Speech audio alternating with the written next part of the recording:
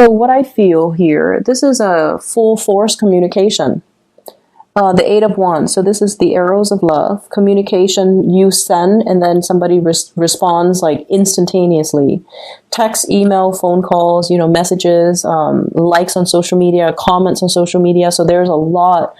Many of you are using many social media platforms. You might have two phones. You might have, communicating with a crush through emails, through text messages. Aquarius also got the same card. So you have Aquarius in your sun, moon, or rising.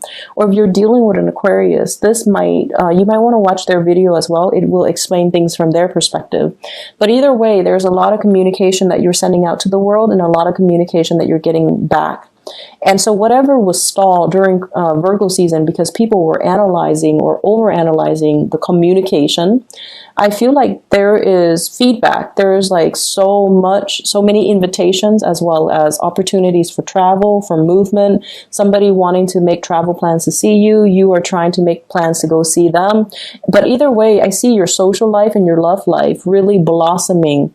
And you might even need to fend off a few people, mainly because there's way too much like unwanted attention. The person that you're dealing with, and in particular, I see air energy, Aquarius, Gemini, and Libra. We have here the Five of Swords. And I'm not getting conflict or anything like that, but I feel like this is somebody that is, they're trying to turn their back on their past. They're trying to move on with their lives. They're trying to like get a clean start. They also have a lot on their plate, so they're picking and choosing which message to respond to. So for example, you might ask them, hey, where are you right now? Can I visit you next month? And they might respond, oh, I'm in, such location. But they never respond to the second part of the message, which is, can I come to see you? Or I'm here right now. Will you come and see me? And they're like, oh, you're there? Okay. But then they never respond to your second part of the message, which is, do you want to come see me?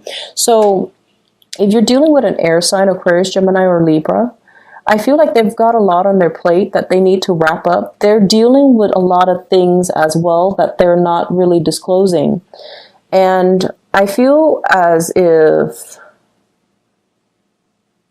I feel almost as if they don't want to be bothered. They want to take care of all the problems in their own lives, sort things out, because I feel like this is the sword energy, and I'm hearing like sword things out. So they're dealing with some things that they're not comfortable sharing. And they're dealing with some things that they're having trouble trying to find a solution to. They're doing troubleshooting, problem solving, working out the logistics in their own life, trying to turn their back, trying to turn their back away from the past and trying to move on with their lives and just sorting things out. And so if you're not getting communication from this person, don't fret over it. I feel like this is a temporary phase that they're dealing with. And this is something that they need to do first, because when their life is in disarray, they don't want to be in a relationship.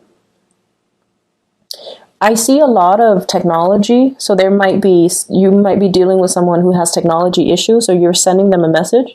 They might not get it because, they might have broken their phone. They dropped their phone in water. They are also MIA on the social media front. So you're like, hey, I wonder what's going on with them. And I feel like there are other things that are on their mind. And so they'll respond when they're ready. Okay. And I mentioned as well with air signs are very communicative.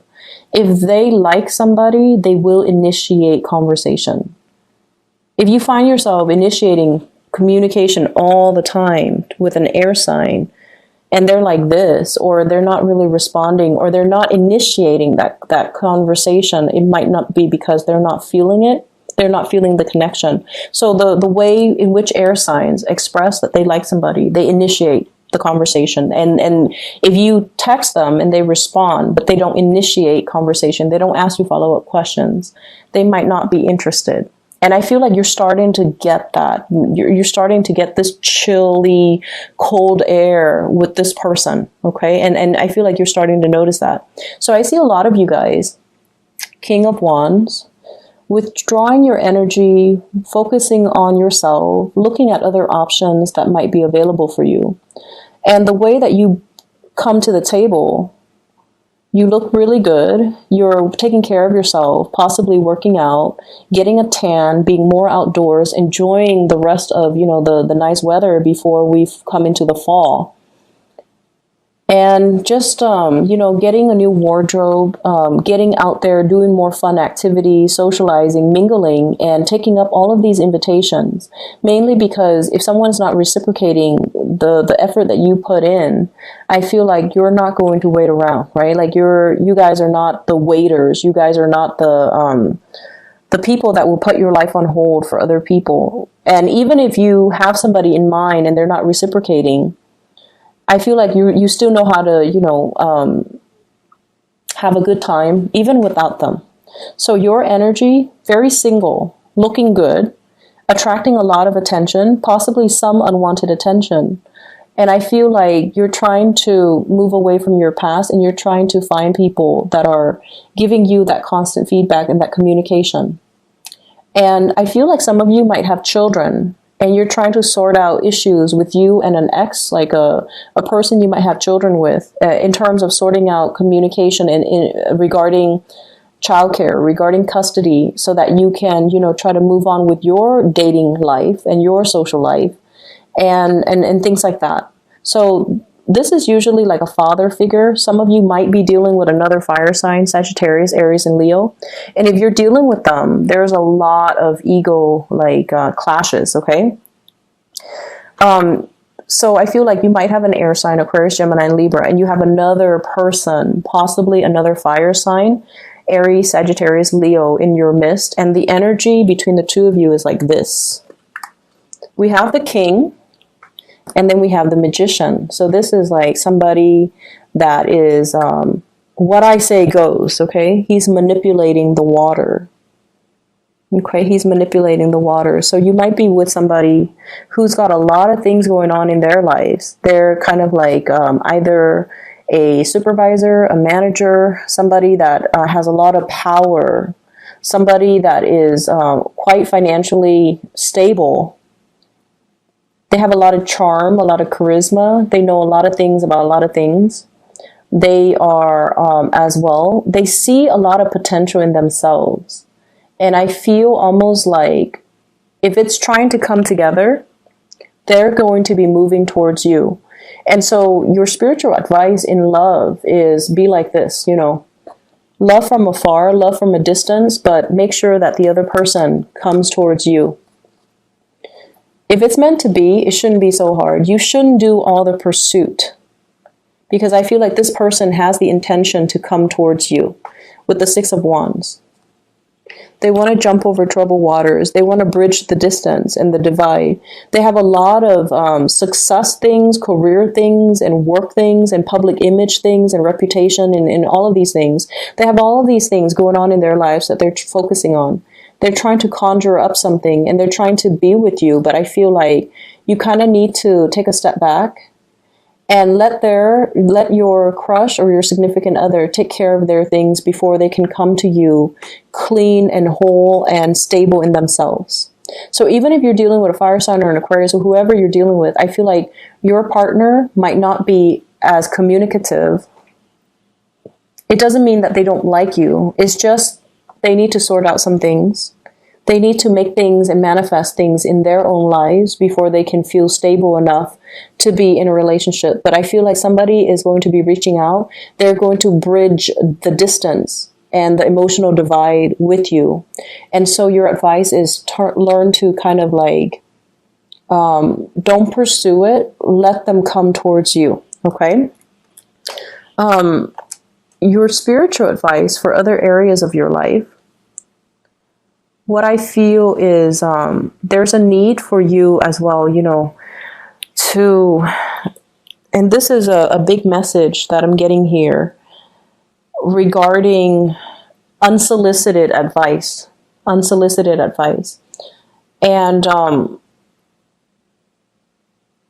you guys are really, really opinionated, and that's, to me as an Aquarius, I feel like that's a really good thing.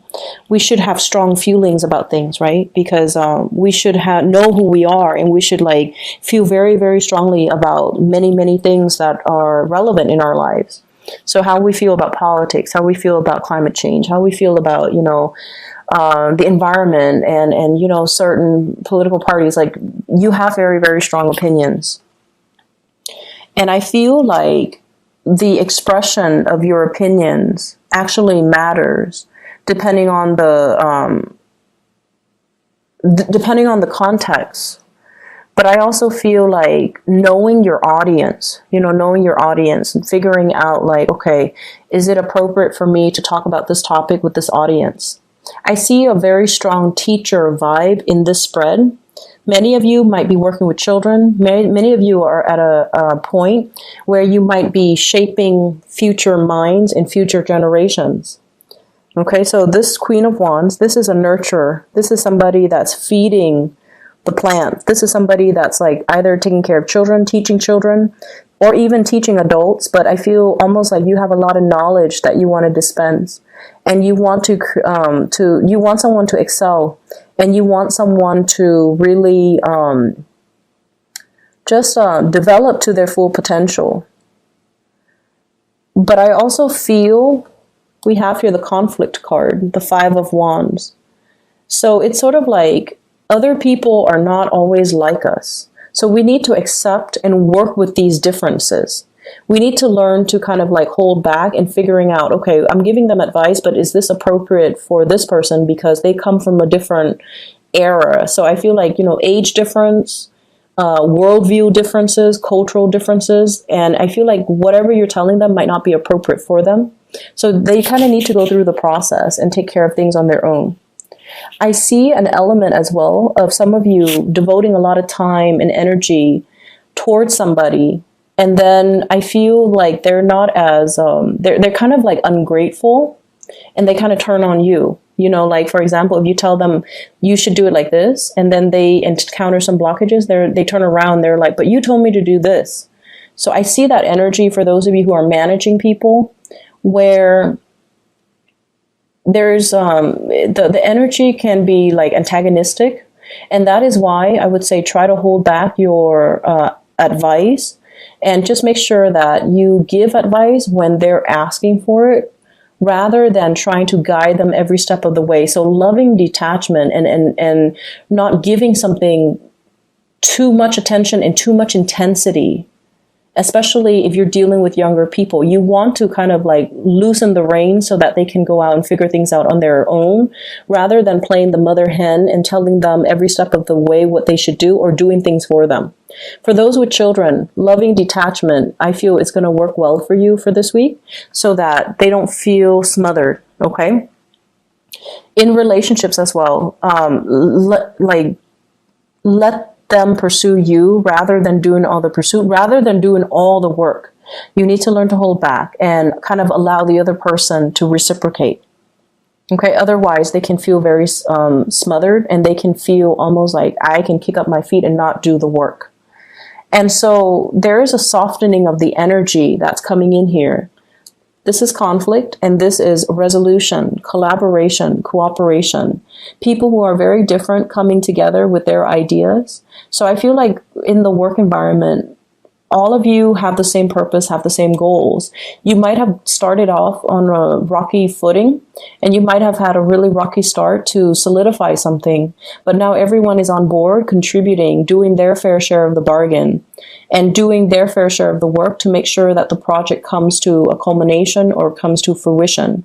So there is this energy here of things, balancing out naturally. You have to allow the universe to kind of, and you have to also allow other people to step up. So if you're doing all the nurturing, if you're doing all the work, if you're like, obsessively just doing that, it doesn't allow the other person to take incentive or take initiative. It doesn't allow the other person to take initiative to do the work. So leave room for the other person to step up so that they can, shine, and that they can show that they are taking initiative. And so what's happening for this week as well is working from a place of wisdom. Okay, this is like loving detachment, knowing when to step back and knowing when to step forward. looking at a situation in terms of long-term goal projection, like having a bird's eye view and looking at the whole picture. And I feel for many of you, the message is if you're doing everything for another person, they can grow physically, but they're not really growing mentally. However, if you detach and give them a little bit more free range, they're going to encounter situations that will really test them. And then it will allow them to, creatively solve their own problems. It will allow them to, learn to face their fears or to confront situations so that they naturally learn on their own. Okay. Whenever I see the image of the tree, I usually think about like, how trees, right? They're smothered by the wind and the natural elements and even like very, adverse weather conditions, but that's how they grow strong. So it's almost like opposition is not always bad. It allows other people to grow. It allows us to defend our beliefs, but at the same time hear other people's point of view so that we can have an alternative like discourse as to maybe my point of view has not always been correct, or maybe I'm looking at this situation from a different perspective. So there is definitely a paradigm shift happening here, and there's definitely more cooperation coming through in your overall environment. And a lot of it has to do with loving detachment and kind of like not being so personally invested in things and not letting our defensiveness or our egos interfere with the creative process. Because I feel like, it's like allowing people to come together from differing points of view so that we can have a more holistic picture of a situation and find better solutions. Okay.